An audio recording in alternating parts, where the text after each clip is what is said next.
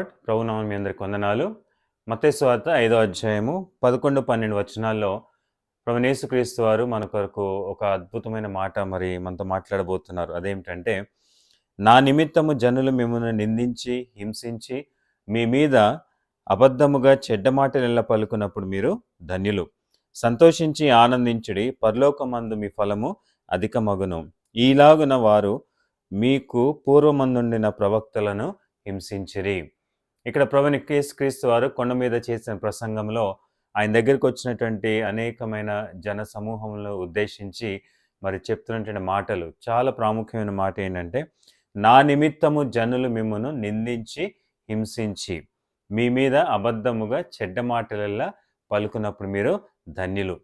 అదేంటి, నన్ను నిందిస్తున్నారు, అవమానిస్తున్నారు, నా గురించి చెడ్డగా ప్రచారం చేస్తున్నారు, దాని విషయంలో నేను ఎందుకు ఆనందించాలి, ఎందుకు సంతోషించాలి అనేటువంటి అనుమానం మనకు రావచ్చు. అయితే ఒక మాట మనం గమనించాలి. మొట్టమొదటి మాట ప్రభు చెప్పిన మాట ఏంటంటే, నా నిమిత్తము జనులు మిమ్మును హింసించి నిందించి. ఎవరి నిమిత్తము మనము నింద పాలవుతున్నామో అది మనం గమనించాలి. చెడ్డ పనులు చేసి చెడు మార్గంలో వెళ్తూ ఎవరైనా మనల్ని నిందిస్తున్నారంటే అది యాక్సెప్టబుల్గా ఉంటుంది. కానీ నా నిమిత్తమను అని ప్రభు ఇక్కడ మనతో మాట్లాడుతున్నాడు. నా నిమిత్తం అంటే ప్రభు నిమిత్తము, యేసే కొరకు. యేసు ప్రభుని మన జీవితంలో అంగీకరించి ఆయన కొరకు జీవించాలని ఆశ ఉన్నటువంటి మనకు ఈ లోకంలో నిందలు, అవమానాలు సహజంగానే ఉంటాయి అని ప్రభు మనకి సెలవిస్తున్నారు. ఎందుకంటే పూర్వముందున్న మన పూర్వీకులను కూడా ఆ విధంగా ప్రవక్తలను హింసించారు. వారందరూ దేవుని కొరకు నీతిగా, యథార్థంగా, నిజాయితీగా వారు బ్రతికినప్పుడు, దేవుని యొక్క పనిలో ఉన్నప్పుడు, దేవుని మార్గంలో వాళ్ళు జీవిస్తున్నప్పుడు అనేక మంది వారిని నిందించారు, అవమానించారు, హింసించారు. వారు దేవుని యొక్క మార్గంలో ఉన్నారు. దేవుని యొక్క మార్గం అంటే ఏమిటి, నా నిమిత్తము అంటే ఏంటి? ప్రభు చెప్పేది ఏంటంటే, నీ జీవితంలో నువ్వు నీతిగా బ్రతుకు, యథార్థంగా బ్రతుకు. ఎందుకంటే నేను నీతిపరుడను, నేను యథార్థంగా జీవించేవాడిని కాబట్టి, నేను పరిశుద్ధుడును కాబట్టి నన్ను నమ్మిన మీరు కూడా అలాంటి జీవితం మీరు జీవించాలని ప్రభు కోరుతున్నాడు. అదే నా నిమిత్తము అంటే. నా నిమిత్తం అంటే అది మీనింగ్. సో కాబట్టి దేవుని కొరకు మనం ఈ లోకంలో పరిశుద్ధంగా, నీతిగా, యథార్థంగా ప్రభు చూపించే మార్గంలో మనం జీవిస్తున్న సమయంలో ఈ లోకం ద్వారా మనకు అనేకమైన నిందలు వస్తాయి, అవమానాలు వస్తాయి.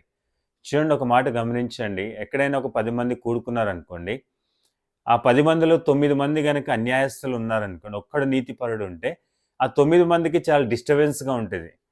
వాళ్ళు ఉండలేరు అక్కడ. ఎందుకంటే ఉన్నాడు రా భయ్ మన మధ్యలో నీతిపరుడు అని మమ్మల్ని నిందిస్తారు. ఓకే, నువ్వు ఒక్కడే సపరేట్గా ఉంటున్నావు, నువ్వు ఒక్కడే పరిశుద్ధత కలిగినట్టు, యథార్థంగా జీవిస్తున్నట్టు మా ముందు కనపరుస్తున్నావని చాలాసార్లు మనం నిందిస్తుండొచ్చు, అవమానిస్తుండొచ్చు. అది స్కూల్లో కావచ్చు, కాలేజీలో కావచ్చు, ఆఫీస్లో కావచ్చు, సమాజంలో ఎక్కడైనా సరే. మనం నీతిగా కరెక్ట్గా ఎవరైనా ఉన్నారు అంటే పక్కవారికి అది నచ్చదు. ఎందుకంటే వాళ్ళు అన్యాయస్తులుగా ఉన్నారు. మనల్ని కూడా వారి దారిలోకి లాక్కోవాలని చాలా ప్రయత్నాలు చేస్తుంటారు. మనం ఆ విధంగా వారి లోకస్తుల యొక్క మాట వినకుండా మనం నమ్మినటువంటి దేవుడు చూపించే మార్గంలో ఎప్పుడైతే వెళ్ళాలని నిష్టగా ఉంటామో, డిటర్మినేషన్తో ఉంటామో, ఆ కాన్ఫిడెన్స్లో మనం ముందుకు వెళ్తుంటామో అది వాళ్ళకి నచ్చదు క్రీస్తుంది. అప్పుడు జరిగేది ఏమిటంటే, వాళ్ళు మంచోళ్ళు అనిపించుకోవడానికి మనల్ని చెడ్డోళ్ళు చేయాలని ప్రయత్నం చేస్తుంటారు. అర్థమైన పాయింట్ అర్థమైంది కదండి. మనల్ని చెడ్డోళ్ళు చేయడానికి, వాళ్ళు మంచోళ్ళు అనిపించుకోవడానికి అనేకమైన ప్రయత్నాలు చేస్తుంటారు. మనలో ఏ పొరపాటు ఉండదు, ఏ తప్పు ఉండదు, కానీ మనల్ని నిందిస్తారు, అవమానిస్తారు, మన మీద చెడ్డ మాటలెల్లా పలుకుతారు, అన్యాయపు తీర్పులు మన మీద తీరుస్తారు. అలాంటి వారు లేరంటారా మన చుట్టూ? ఆలోచించేయండి. దైవ గ్రంథంలో ఒక వ్యక్తి గురించి మనం ఆలోచిస్తే మోషే గురించి ఆలోచిద్దాం. దేవుడు ఆయన ఎన్నుకున్నాడు. నువ్వు నా మార్గంలో వెళ్ళు, నా ప్రజలను విడిపించు అని దేవుడు ఒక బాధ్యత అప్పగిస్తే, ఇశ్రాయేల్ ప్రజలు ఆయన మాట విని ఆయన వెంబడిస్తున్నప్పుడు అనేకమైన శ్రమలు వచ్చినాయి, నిందలు వచ్చినాయి, రైట్? అనేకమైన కష్టాలు వచ్చినాయి, బాధలు వచ్చినాయి వాళ్ళు వెళ్తున్న ప్రయాణంలో. అప్పుడు వారు ఎవరిని నిందించారు? మోషే మీద, దేవుని మీద వాళ్ళు సనుక్కున్నారు. ఏమని? మమ్మల్ని చావడానికా ఇక్కడ తీసుకొచ్చే అరణ్యంలో అని మోషే మీద, దేవుని మీద వాళ్ళు సనుక్కున్నారు. మోషేలో ఏమైనా తప్పు ఉందా? మోషే ఏమన్నా మోసం చేశాడా? కాదు కదా. దేవుడు చెప్తే కదా పని చేస్తున్నాడు. దేవుడు చూపించే మార్గంలోనే కదా తీసుకెళ్తున్నాడు. ఒక చోటుకి తీసుకొచ్చాడు, మారనే ప్రాంతంలో. అక్కడ నీళ్ళు చేదుగా ఉన్నాయి. ముందు ఎర్ర సముద్రం, అటు ఇటు కొండలు ఉన్నాయి, పర్వతాలు ఉన్నాయి. వెనకాల శత్రువులు తమతో ఇరుక్కుపోయిన పరిస్థితుల్లోకి తీసుకురాబడ్డారు. ఎవరు తీసుకొచ్చారు అలాంటి ప్రదేశాల్లో? మోషే తీసుకొచ్చాడా? కాదు కదా! మరి దేవుడు మోషేని నడిపించాడు కాబట్టి మోషే తీసుకొచ్చాడు. మరి దేవుడు చూపించే మార్గంలో నడవాలని మోషే తీర్మానం చేసుకున్నప్పుడు అది సవ్యంగా జరగట్లేదు. అలాంటప్పుడు చుట్టూన్న వారు ఏం చేశారు? మోషేని నిందించారు. నువ్వే మరి మమ్మల్ని చంపడానికి తీసుకొచ్చావు. నీ దేవుడే మమ్మల్ని తీసుకొచ్చాడని దేవుని మీదగా సనుక్కోవడం మొదలుపెట్టారు. ప్రియమైన దేవుని బిడ్డలారా, నీవు నేను ఎక్కడ జీవించినా సరే యథార్థంగా, పరిశుద్ధంగా, పవిత్రంగా మనం జీవిస్తున్నప్పుడు మన చుట్టూ ఉన్న వారు ఎవరైతే దేవుని మార్గంలో ఉండరో, అన్యులు ఉంటారో, దేవుడు ఇష్టం లేనటువంటి వారు ఉంటారో, వారి ద్వారా మనకి అనేకమైన నిందలు వస్తాయి, అవమానాలు వస్తాయి. మళ్ళీ కించపరిచినట్టుగా మాట్లాడుతుంటారు. మళ్ళీ చెడ్డోలుగా చిత్రీకరిస్తారు. మన మీద చెడ్డ సాక్ష్యాలు పలుకుతుంటారు. వీడు చెడ్డోడు, వీడి మాట వినొద్దు అని మనం కరెక్ట్‌గా ఉంటాము. కానీ మనల్ని తప్పు పట్టడానికి ఆ విధంగా చెప్పేవాళ్ళు మన చుట్టూ ఉంటారు. అయితే ప్రభు చెప్పే మాట ఏంటంటే, నువ్వు నా నిమిత్తం ఇలాంటి నిందలు భరిస్తున్నావు కాబట్టి నువ్వు కరెక్ట్‌గా ఉంటూ ఈ లోకస్తుల ద్వారా మరి అన్యాయస్తుడని మరి తీర్పు తీర్చబడుతున్నావు కాబట్టి నువ్వు దాని గురించి ఏం వరి కావద్దు. ఎట్లా వరి అవ్వద్దు బ్రదర్ అంటారేమో. కరెక్టే, బాధ అనిపిస్తది, చింత అనిపిస్తది, హృదయంలో దుఃఖం అనిపిస్తది. మన సొంత వారే నాతో కలిసి తిరిగిన వారే ఆ విధంగా బిహేవ్ చేస్తే దుఃఖం కామన్‌గా దుఃఖం వస్తది. కానీ ప్రభు చెప్పే మాట ఏంటో తెలుసా అండి? మీరు సంతోషించి ఆనందించుడి. ఎందుకంటే పూర్వమందు మన ప్రవక్తలు ఎవరైతే ఉన్నారో, మన యాన్సెస్టర్స్ ఎవరైతే ఉన్నారో, దేవుని మార్గంలో నడుస్తున్నటువంటి వారు కూడా అలాంటి నిందన, అవమానాలు భరించారు. మరి వారి ఫలము ఎక్కడ అధికమైంది? ఈ లోకంలో ఫలం దొరక్కపోవచ్చేమో గానీ, పరలోకంలో వాళ్ళ ఫలము అధికముగా ఉంది. ఇప్పటికీ వారి గురించి మనం ధ్యానిస్తున్నామంటే, వారు దేవుని దృష్టిలో ఎంత యథార్థంగా, పరిశుద్ధంగా, నీతిగా జీవించారో ఒక్కసారి ఆలోచన చేయండి. ప్రియమైన సోదరి, యవనస్తులు ఎవరైనా సరే, ఈ మాటలు వింటున్న నీవు నేను ఒకటి గుర్తుపెట్టుకోవాలి. మనము కరెక్ట్‌గా ఉంటే ఈ లోకానికి అది నచ్చదు.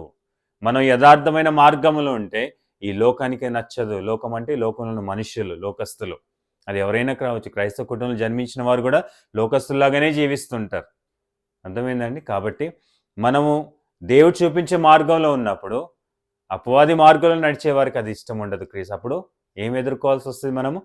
దేవుని కొరకు దేవుడు చూపించే మార్గంలో ఉన్నప్పుడు ఇలాంటి నిందలొస్తాయి, అవమానాలొస్తాయి, హింసింపబడతాము, చెడ్డ మాటలు, చెడ్డ సాక్ష్యాలు పొందుకుంటాం. ఎందుకు? మనం కరెక్ట్‌గా ఉన్నాం. We are correct. కానీ మనల్ని అబద్ధం చేయడానికి, మనం తప్పు అని రుజువుపరచడానికి ఎదుటివాడు మంచోడు అనిపించుకోవడానికి చాలా ప్రయత్నాలు జరుగుతుంటాయి. యోసేపు గురించి కూడా ఆలోచించి చూసినట్టయితే ఆయన యథార్థంగా వెళ్తా అన్నాడు దేవుడు చూపించే మార్గంలో. దేవుడు చూపించిన ఆ కళలు, దర్శనాలు కుటుంబ సభ్యులు చెప్పినప్పుడు ఎవరికి నచ్చలేదు. అసూయపడ్డారు, పగబట్టారు, చంపాలని ప్రయత్నం చేశారు. కానీ దేవుడు విడిచిపెట్టాడా? విడిచిపెట్టలేదు. దేవుడు ఉన్నతమైన స్థానంలో యోసేపుని ఆశీర్వదించాడు. మోషేని గొప్ప నాయకుడిగా దేవుడు ఆయన్ని ఆశీర్వదించాడు. కాబట్టి ప్రభు చెప్పే మాట ఏంటంటే, ఆ విధంగా సంతోషించి ఆనందించడం అంటే చాలా కష్టం. It's very difficult. కానీ ప్రభు చెప్తున్నాడు, ఏ ప్రభువునైతే మనం నమ్మి ఆయన మార్గంలో వెళ్తూ ఇలాంటి నిందలు, అవమానాలు అనుభవిస్తున్నామో, ఆ ప్రభు చెప్పే మాట ఏంటంటే, నువ్వు భయపడాల్సిన పని లేదు. అలాంటి నిందలకు నువ్వు జడియాల్సిన పని లేదు. ఎందుకంటే న్యాయం తీర్చేవాడిని నేను. మనం అనుకుంటాం దేవుడు ఇక న్యాయం తీర్చడేమో, అన్యాయం చేసేయడేమో అనుకుంటాం. దేవుడు అన్యాయస్తుడు కాదు. తగిన కాలమందు దేవుడు ప్రతి ఒక్కరికి ప్రతిఫలము ఇచ్చేటువంటి వాడు. 100% ఇస్తాడు. 100%. ఇశ్రాయేల్ ప్రజలకు ఇవ్వలేదా? ఆలోచన చేయండి. దేవునికి వ్యతిరేకంగా సనుక్కున్నారు మోషే. ఆయన దాసునికి వ్యతిరేకంగా సనుక్కున్నటువంటి ప్రజలు ఏమయ్యారు? అరణ్యంలో అనేక మంది నశించలేదా? ఆలోచన చేయండి. మరి యోసేపుని బానిసగా అమ్మివేసినటువంటి అన్న వాళ్ళ కుటుంబాల సభ్యులకి ఏమైంది? మరి ఆయన దగ్గరికి వచ్చి సాష్టాంగ పడలేదా? ఆలోచించు. దేవుడు అన్యాయం చేయడు. మనం అనుకుంటాం మరి న్యాయం తీర్చిన టైం పడుతుంది కదా అంటే, యెస్, దేవుడు తగిన కాలమందు వారికి బుద్ధి చెప్పడానికి దేవుడు సమయం తీసుకోవచ్చేమో. ఆలస్యం చేస్తాం. మనకు ఆలస్యమేమో, కానీ there is a time of God. అది దేవుని యొక్క సమయం. కాబట్టి ఈరోజు ఈ సమయంలో దేవుడు మనతో మాట్లాడే మాట, ప్రియమైన సోదరా, మీ స్కూల్లో, నీ కాలేజ్‌లో, మీ ఆఫీస్‌లో, బిజినెస్‌లో, నువ్వు ఎవరితోయితే సహవాసంలో ఉన్నావో వారి మధ్య నీ క్యారెక్టర్‌ని నువ్వు కోల్పోవద్దు. వారి కొరకు నీ ఇంటిగ్రిటీని కోల్పోవద్దు. నీ కమిట్మెంట్, దేవుని కొరకు ఉన్నటువంటి కమిట్మెంట్ నువ్వు కోల్పోవద్దు. దేవుడు చూపించిన మార్గంలో యథార్థంగా, నీతిగా, పరిశుద్ధంగా జీవించు. నీ స్నేహితులకి నచ్చకపోవచ్చేమో, డోంట్ వరీ అబౌట్ దెమ్.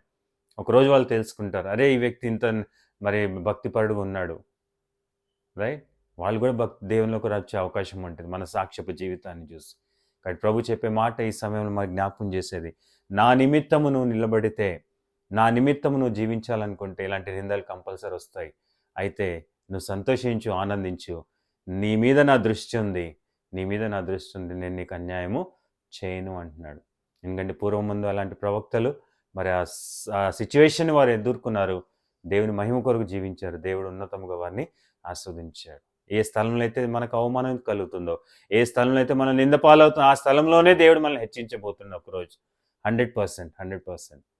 యోసేపుని హెచ్చించాడు. మోషేని వారి ముందే దేవుడు మోషేని గొప్పగా హెచ్చించాడు. యోసేపుని హెచ్చించి అదే స్థలంలో వారి ముందే అత్యధికంగా దేవుడు ఆశీర్వదించాడు. కాబట్టి మనుషులు పెట్టే నిందలకు, బాధలకు భయపడాల్సిన పని లేదు.